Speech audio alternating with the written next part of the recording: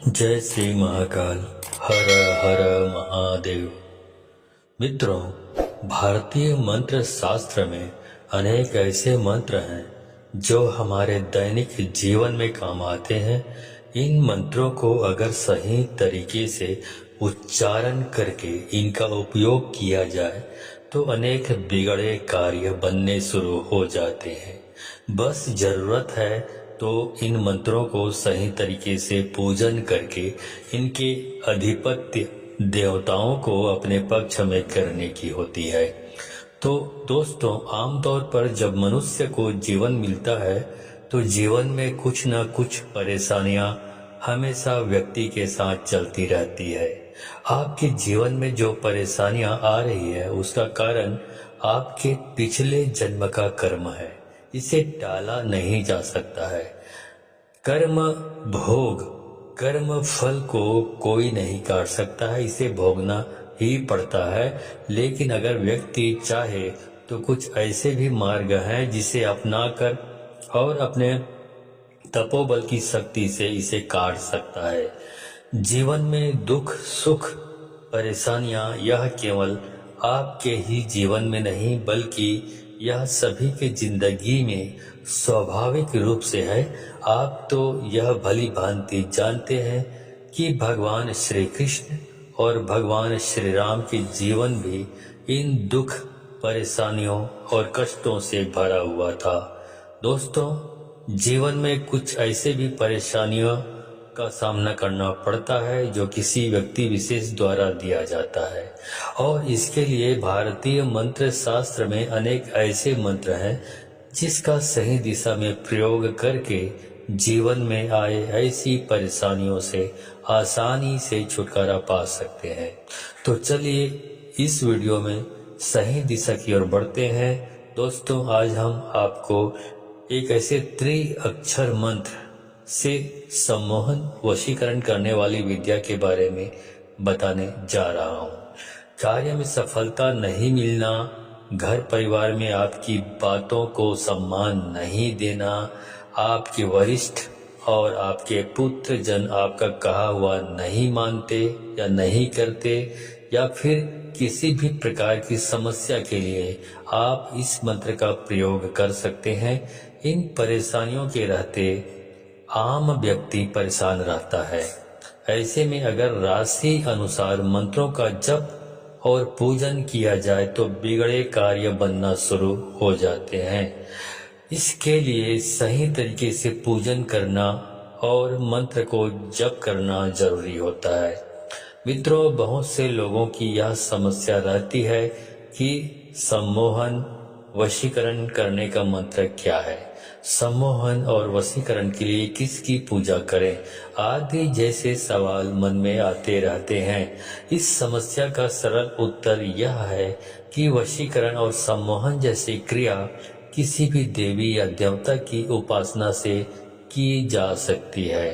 अगर शक्ति आपके हाथ में है तो इसका प्रयोग कैसे करना है, किस उद्देश्य से करना है, यह आना चाहिए।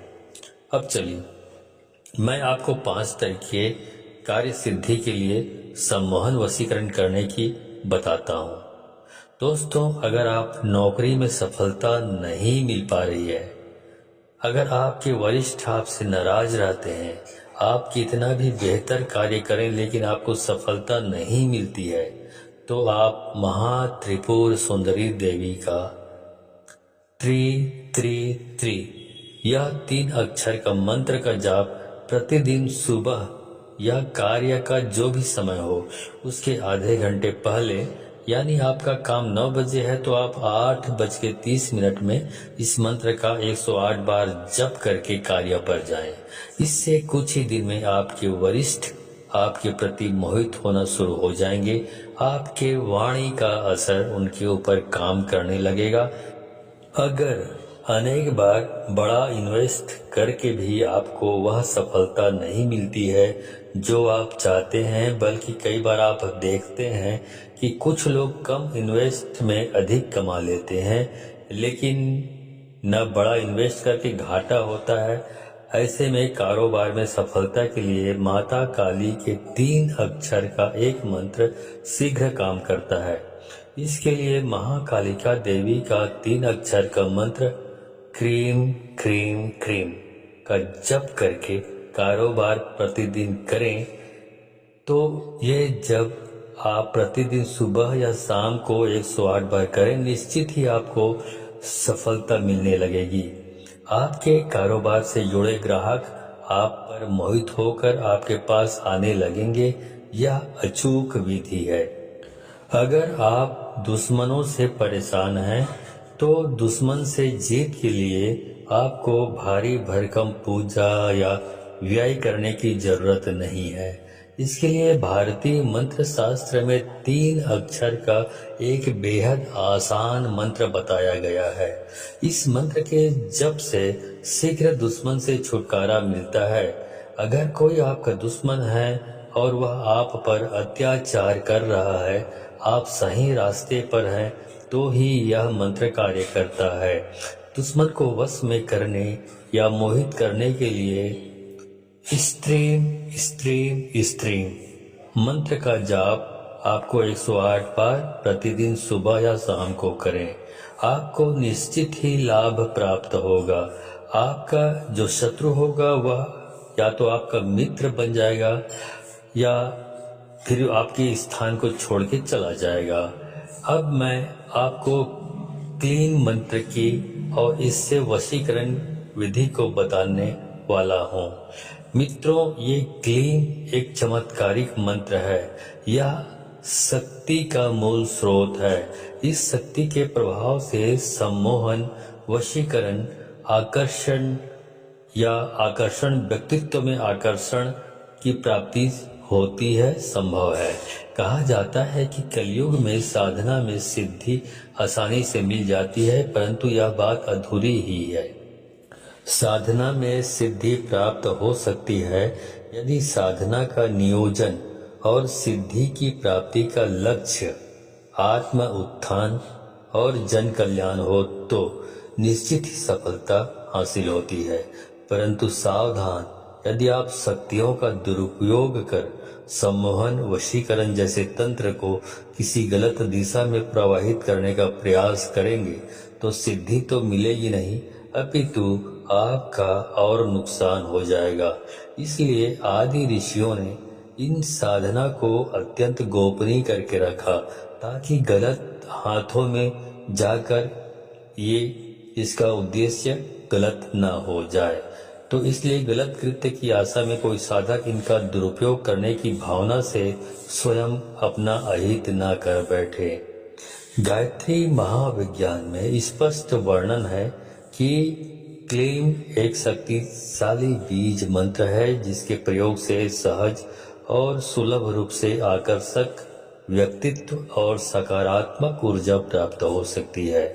इस बीज मंत्र को कुछ विद्वान कृष्ण का बीज मंत्र मानते हैं और कुछ विद्वान इसे शक्तिदायिनी महाकाली का बीज मंत्र मानते हैं। परंतु मैं आपको यहाँ यह स्पष्ट करना अपना दायित्व समझता हूँ कि इसे किसी खास पंथ या संप्रदाय से जोड़कर देखा जाना जरूरी नहीं है। इस बीज मंत्र की खोज जन कल्याण के लिए हुई है और सच्चा ध्यान और आस्था इस सफलता के सोपान के रूप में निरूपित करेंगे।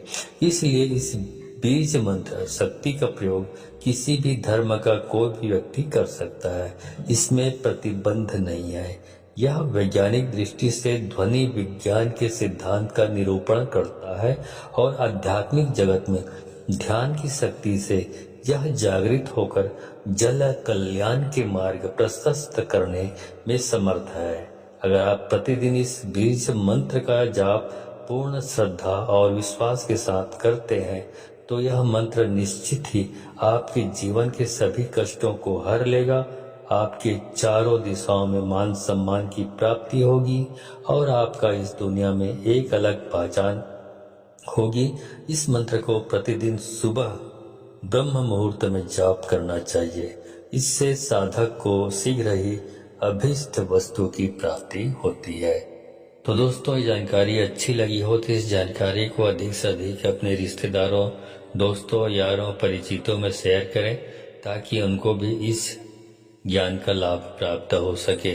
तो आज की वीडियो में बस इतना ही। मिलता हूँ अगले वीडियो में, तब तक के लिए धन्यवाद। जय श्री महाकाल। हर हर महादेव।